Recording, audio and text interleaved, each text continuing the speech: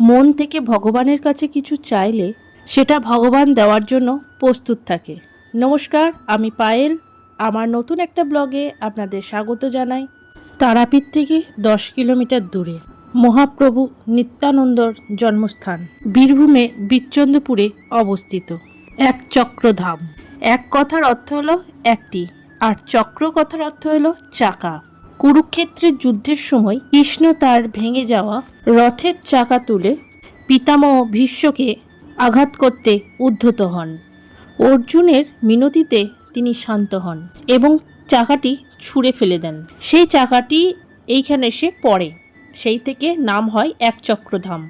2016 সালে ইস্কনের উদ্যোগে এই মন্দিরটি তৈরি হয়, ইস্কন মন্দির।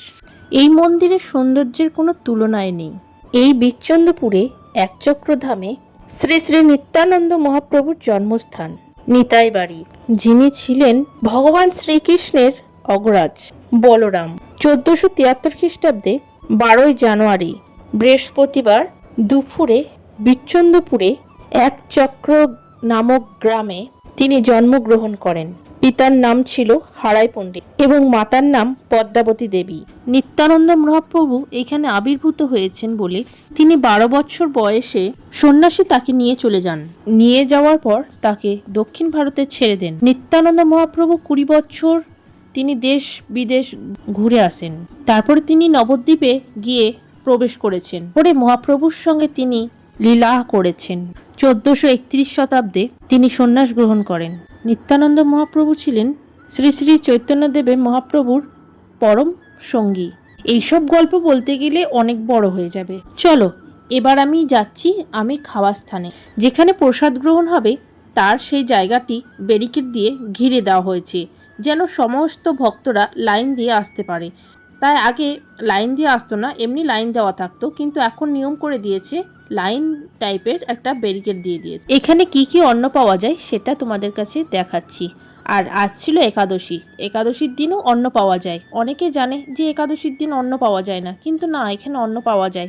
একাদশীর দিনও অন্ন পাওয়া যায়। প্রথমেই দিয়ে দিল জল, তারপরে ভগবানের নাম সবাইকে করতে হবে। এখানে সমস্ত ভক্তরাই হাত তুলে ভগবানের নাম নিচ্ছে, তারপরে এখানে অন্ন খাওয়া হবে।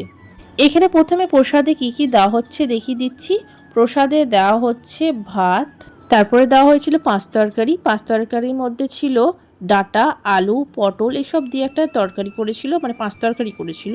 তারপরে দিয়েছিল ডাল। তারপরে আমি হাতে অন্নটাকে নিয়ে আমি একটু প্রণাম করে নিলাম।